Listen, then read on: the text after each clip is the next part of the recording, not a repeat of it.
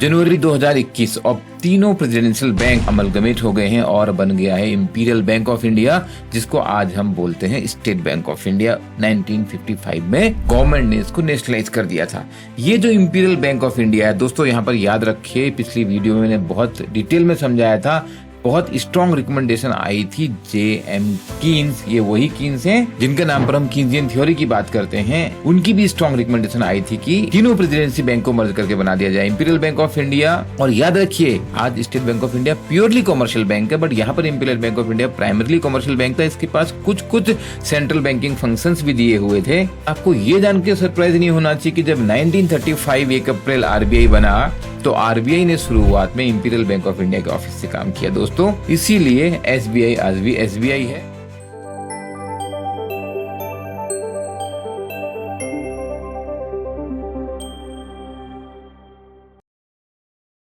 Welcome to iExamBee। We are here for making your job preparation 50% faster. My name is चंद्र प्रकाश जोशी। इस series में हम बात कर रहे हैं आरबीआई की। कोशिश ये है demystifying the working of the central bank. Central bank ज्यादा बोलते नहीं है, शांति से अपना काम करते हैं, और ये फिनोमिना आप ग्लोबल लेवल पर देखेंगे। आरबीआई में भी आप देखेंगे कि आरबीआई के ऑफिसर्स पब्लिकली बात नहीं कर रहे होते हैं। गवर्नर्स और डिप्टी गवर्नर्स की स्पीचेस के अलावा आपको ज्यादा कुछ आरबीआई के बारे में अदरवाइज आपको जानने को नहीं मिलेगा। When you are thinking of making a career in RBI, the central bank of the country, आपको जरूर जानना चाहिए, और ये आपके एग्जाम की प्रिपरेशन में, स्पेशली डिस्क्रिप्टिव राइटिंग और इंटरव्यूज में बहुत काम आने वाला है। आज की वीडियो में हम थोड़ा और डिटेल में समझते हैं क्यों एक अलग सेंट्रल बैंक की जरूरत पड़ी जब इंपीरियल बैंक ऑफ इंडिया बनी गया था। तो दूसरी बात, हिल्टन यंग कमीशन आ गया 1926 में, जिसकी रिकमेंडेशन पर आरबीआई बनता है। उसके बाद 9 साल लग गए आरबीआई बनने में। 1935 में जाकर आरबीआई बना। हमने तो सुना है कि अंग्रेजों की सरकार में बहुत फास्ट काम होता था। क्यों इतना टाइम लगा, पहले समझते हैं इंपीरियल बैंक ऑफ इंडिया क्या कर रहा था। यहाँ पे कॉमर्शियल बैंकिंग कंप्लीटली जैसे कॉमर्शियल बैंक करता है, सारी बैंकिंग वो कर रहे थे पब्लिक के लिए। सेंट्रल बैंकिंग के उनको काम दिए गए। पहला, sole banker to the government of India. Government of India ने अपनी सारी ट्रेजरीज उस समय फिर बंद कर दी, अपना सारा balance imperial bank of India के पास रख दिया। दूसरा काम, managing public debt, government of India के बिहाफ पे। और तीसरा काम जो पार्शियली कर रहा था, working like a banker's bank. कोई और सेंट्रल बैंक था नहीं, तो सारे जो दूसरे बैंक थे उन्होंने इंपीरियल बैंक ऑफ इंडिया में अकाउंट खुला रहते थे। उनका बैलेंस रखने का काम तो करता ही था, उनके लिए क्लियरिंग हाउस का काम तो करता ही था, लेकिन कभी कभी इंपीरियल बैंक ऑफ इंडिया उनको एकोमोडेट भी करता था। यानी कि अगर उन्हें कुछ फंड्स की जरूरत है, इंपीरियल बैंक को लगता है कि ये बैंक स्ट्रांग है, उनको फंड भी दे दिया करता था। जो काम आज की डेट में कौन करता है? You know the answer, right. और ये जो बैंक थे इंपीरियल बैंक ऑफ इंडिया के पास अपना फंड्स रखते थे, लेकिन कोई कंपल्सन नहीं था। जैसे आज की डेट में CRR है, cash reserve ratio. Imperial bank of India को लंदन में भी ब्रांच खोलने का परमिशन मिल गई। और बहुत इंटरेस्टिंग बात, ध्यान से सुनिए, उस समय भी देश में बैंकिंग व्यवस्था को बहुत बढ़ाना था, तो टारगेट मिला 5 साल में आपको खोलनी है 100 ब्रांच, 5 ईयर में 100 ब्रांच खोलनी है इंपीरियल बैंक ऑफ इंडिया को। आज स्टेट बैंक ऑफ इंडिया की कितनी ब्रांच है? 22,200 प्लस ब्रांच है इस समय। समझ सकते हैं कि उस समय देश में बैंकिंग व्यवस्था कितनी सीमित थी, और बिना ब्रांच के तो आप बैंकिंग की सोच भी नहीं सकते हैं। न तो कोई टेलीफोन थे, न तो कोई इंटरनेट था, न तो कोई मोबाइल सिस्टम हो सकता था। और यहाँ पर इंपीरियल बैंक ऑफ इंडिया पे गवर्नमेंट का कंट्रोल भी रहा। जो इनके 16 मेंबर होते थे सेंट्रल बोर्ड में, 10 उसमें से गवर्नमेंट ऑफ इंडिया द्वारा अपॉइंट होते थे। अब बात हम सेंट्रल बैंकिंग की करें तो सेंट्रल बैंकिंग के पूरे फंक्शन तो दिए नहीं इन्होंने इंपीरियल बैंक ऑफ इंडिया को। गवर्नमेंट ऑफ इंडिया ने अपने पास रखा एक इंपॉर्टेंट फंक्शन, नोट इशू, और दूसरा फॉरेक्स। उस समय भी हमारा इंग्लैंड के साथ तो बहुत व्यापार था, तो पाउंड स्टर्लिंग से एक्सचेंज होता था, उसका कंट्रोल भी गवर्नमेंट ने अपने पास रख लिया। तो इंपीरियल बैंक ऑफ इंडिया के ऊपर गवर्नमेंट की पावर थी कि वो कोई भी इन्फॉर्मेशन मांग सकती थी उनसे। नंबर 2, किसी भी फाइनेंशियल मैटर पे इंस्ट्रक्शन दे सकती थी इंपीरियल बैंक ऑफ इंडिया को। और नंबर 3, इस बैंक के ऊपर ऑडिटर भी अपॉइंट कर सकती थी। ये कहीं से भी वैसा फुल फ्लेज सेंट्रल बैंक नहीं था जैसा मिस्टर कीन्स प्रपोज कर रहे थे।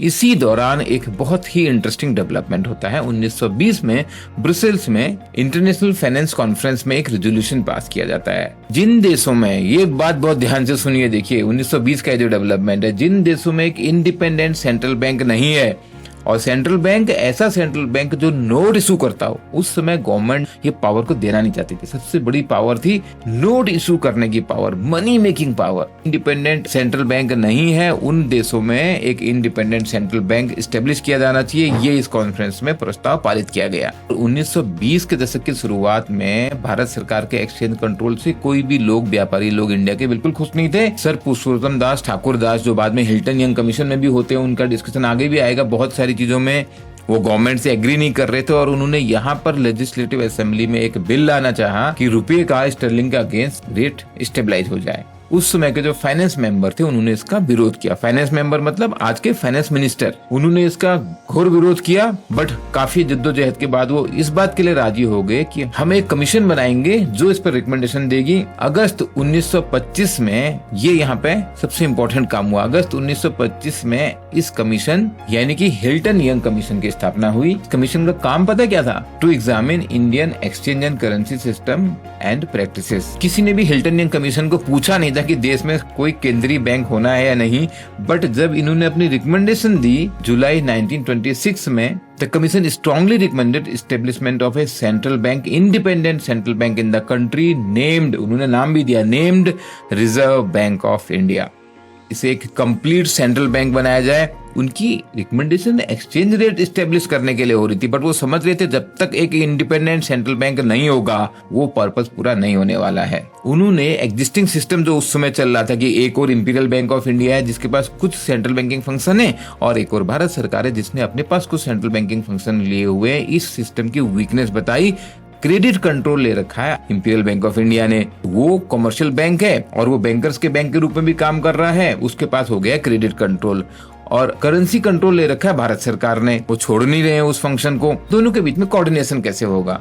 आज भी आप देखते हो बहुत बार टेंशन हो जाती है फिस्कल पॉलिसी और मॉनेटरी पॉलिसी के कोऑर्डिनेशन में, तो ये टेंशन जो है डे वन से है। लेकिन उस समय एक ग्लोबल लेवल पे ये व्यू आ गया था कि जो सेंट्रल बैंकिंग है वो कमर्शियल बैंकिंग नहीं है। तो सबसे अच्छी बात ये थी कि हिल्टन यंग कमीशन ने जो इंपीरियल बैंक ऑफ इंडिया है उसकी इंपॉर्टेंस को समझा। उन्होंने बोला ये बैंक, ये जो 3 प्रेसिडेंसी बैंक को मिला के बनाया गया है, इसका एक स्ट्रॉन्ग नेटवर्क है और ये देश में बहुत इंपॉर्टेंट कमर्शियल बैंकिंग एक्टिविटी कर रहा है। अगर हम इसको सेंट्रल बैंक बना देंगे तो भी देश का नुकसान हो जाएगा, क्योंकि हमारे को अपने देश में कमर्शियल बैंकिंग को भी ग्रोथ लाना बहुत जरूरी है। बाकी अलग अलग एक्सपर्ट्स के अलग अलग व्यूज।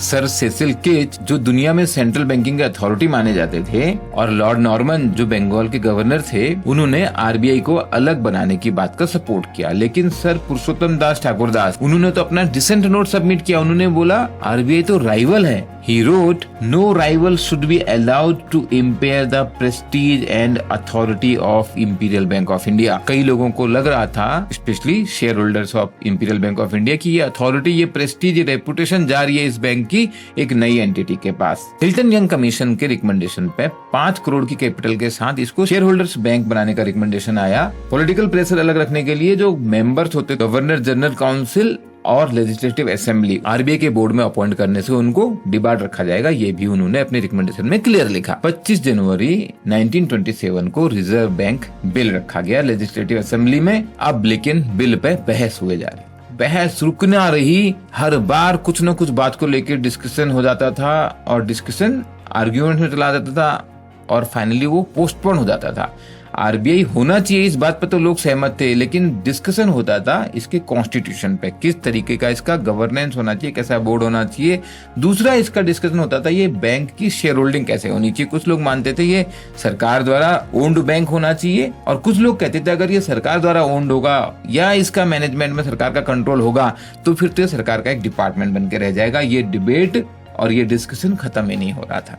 आज की डेट में जैसे ज्वाइंट पार्लियामेंट्री कमेटी बनाते हैं तो उस समय भी एक 28 मेंबर की ज्वाइंट कमेटी बनाई गई। बहुत प्रोमिनेंट लोग थे इसमें मेंबर, जैसे मदन मोहन मालवीय, आर.के. शनमुखम चेट्टी, पुरुषोत्तम दास ठाकुर दास, जमानंद मेहता और Lala Lajpat Rai. Private share holding का तो लोग विरोध कर रहे थे, लेकिन गवर्नमेंट के इन्फ्लुएंस से भी इसको अलग रखना चाहते थे। फाइनली थक हार के जब 2-3 राउंड ऑफ डिस्कशन हो गए, सितंबर 13, 1927 को गवर्नमेंट ने ये बिल वापस ले ली। फिर जनवरी 1928 में थोड़ा चेंज करके एक दूसरा बिल लाया गया, new gold standard and reserve bank bill. 1 फरवरी 1928 को जब लेजिस्लेटिव असेंबली के दिल्ली सेशन में ये बिल रखा जाता है तो कुछ लोग इसका विरोध करते हैं, क्योंकि इस सब्जेक्ट पे पहले ही बिल आ चुका है। उनको लगता है अब सरकार एक नया बिल लाके हमको घुमा फिरा के बात कर रही है, और president of the assembly agrees to this, वो इस बिल को रिजेक्ट कर देते हैं। और 10 फरवरी 1928 फाइनेंस मेंबर फाइनली अनाउंस कर देते हैं कि अब गवर्नमेंट इस बिल को आगे नहीं बढ़ाना चाहती है, और इस तरीके से देश में एक इंडिपेंडेंट सेंट्रल बैंक बनाने का जो प्लान था, जो हिल्टन कमेटी की रिकमेंडेशन थी, वो इंडेफिनिट टाइम के लिए स्थगित हो जाती है, पोस्टपोन्ड साइन डाई। मैं सोच रहा था कि शायद रिजर्व बैंक स्टेब्लिश करने का डिस्कशन आज के वीडियो में मैं पूरा कंप्लीट कर लूं, लेकिन जिस तरीके से हिल्टन यंग कमीशन के रिकमेंडेशंस के बाद इनकी डिबेट, डिस्कशंस और आर्ग्यूमेंट्स चल रहे हैं, मुझे लगा कि ये वीडियो मुझे शॉर्टकट में कंप्लीट नहीं करना चाहिए, क्योंकि इन बातों को समझने से आपको ऑर्गेनाइजेशन का स्ट्रक्चर पता लगेगा और आपको ये भी पता लगेगा कि पॉलिसी मेकिंग के नुआंसेस क्या हैं। हर छोटी बात का ध्यान रखा जाता है जब कोई इम्पोर्टेंट पॉलिसी आ रही होती है, और यहाँ पर बात हो रही है देश का सेंट्रल बैंक स्टेब्लिश करने की। हम इस डिस्कशन को ध्यान से सुनेंगे, समझेंगे, तो आज हम जान पाएंगे आज का हमारा सेंट्रल बैंक उस समय जो एनविसाज किया गया था उससे कितना अलग है या उससे कितना सेम है। अगर आपके इसमें कोई कमेंट हैं, आपके अपने कोई सजेशन हैं, please right in the comment. मेरी कोशिश ये है कि इस डिस्कशन को हम इतना इंटरेस्टिंग भी रखें कि आप बोर ना हो, लेकिन इतना इंफॉर्मेटिव भी रखें कि अल्टीमेटली आपको ये अपना करियर बनाने में हेल्प करे। आपको वीडियो अच्छा लगा, प्लीज लाइक कीजिए, शेयर कीजिए, चैनल को सब्सक्राइब कीजिए। We are here to make your job preparation 50% faster. 2 साल बाद फिर कैसे रिजर्व बैंक बनने की बात शुरू हुई और फाइनली ये कैसे एस्टेब्लिश हुआ, हम कंटिन्यू करेंगे अगले वीडियो में। Thank you for watching, all the best.